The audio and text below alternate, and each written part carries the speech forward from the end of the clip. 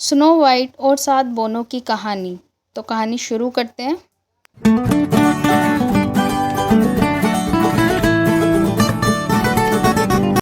एक राज्य में एक राजा और उसकी रानी रहते थे।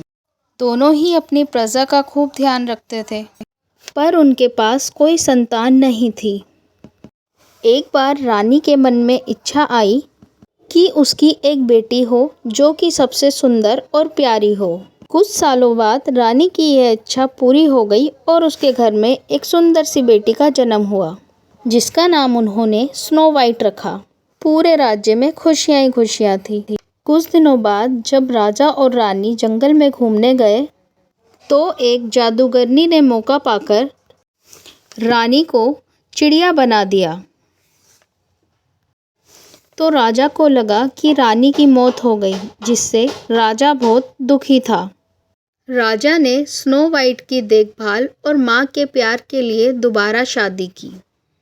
जिससे उन्होंने शादी की वो जादूगरनी थी जो कि रूप बदल के रह रही थी। उसकी वो चिड़िया देखकर स्नो वाइट बहुत खुश हुई और स्नो वाइट ने वो चिड़िया उससे मांग ली। वो ये बात नहीं जानती थी कि स्नो वाइट के पास जो चिड़िया है वो उसकी माँ है। जादूगरनी के पास एक जादुई आईना था, जिससे वो हर रोज यही पूछती थी, बताओ सबसे सुंदर कौन है।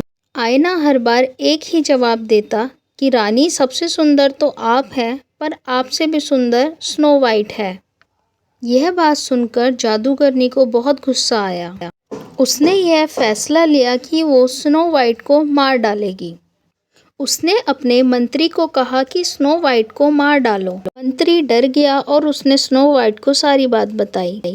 स्नो वाइट जंगल में भटक रही थी कि उसकी नज़र एक छोटी सी झोपड़ी पर जाकर पड़ी। स्नो वाइट ने झोपड़ी की खिड़की से अंदर झांक कर देखा तो वहाँ छोटी छोटी 7 प्लेटें लगी हुई थी। स्नो वाइट ने सभी प्लेटों में से थोड़ा भोजन कर लिया था। स्नो वाइट आराम करने के लिए एक बेड पर लेट गई। वह सो गई थी, तभी वहाँ पर 7 छोटे छोटे बोने आए।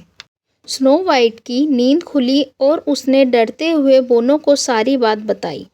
बोनों ने कहा, अगर तुम हमारे लिए अच्छा खाना बनाओगी और हमारे घर का ख्याल रखोगी तो तुम हमारे साथ रह सकती हो।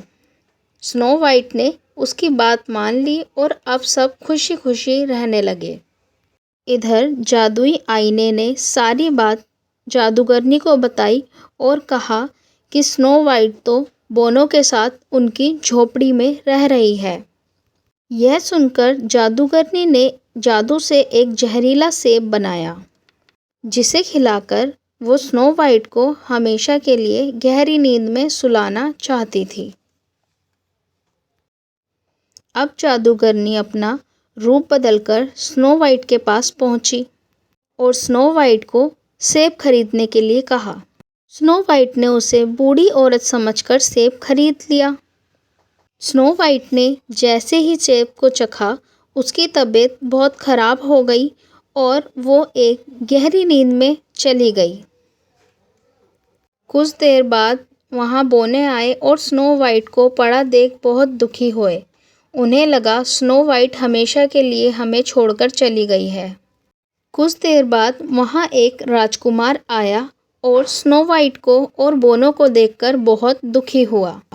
राजकुमार ने स्नो वाइट को देखते ही उसे उठाया और अपने साथ ले जाने लगा कि तभी स्नो वाइट की नींद खुली और उसने सारी बात बोनों और राजकुमार को बताई। जादूगरनी के ऊपर जैसे ही सूरज की किरणें आई, वो अपने असली रूप में आ गई और जादूगरनी का सारा जादू खत्म हो गया। अब चिड़िया बनी हुई असली रानी भी अपने रूप में आ गई, जो कि स्नो वाइट को देखकर बहुत खुश हुई। राजकुमार और स्नो वाइट के विवाह का आयोजन हुआ, जिससे कि सभी बहुत खुश थे और उसको देखकर उसके माता पिता और पूरा राज्यों में खुशियों का माहौल छा गया था।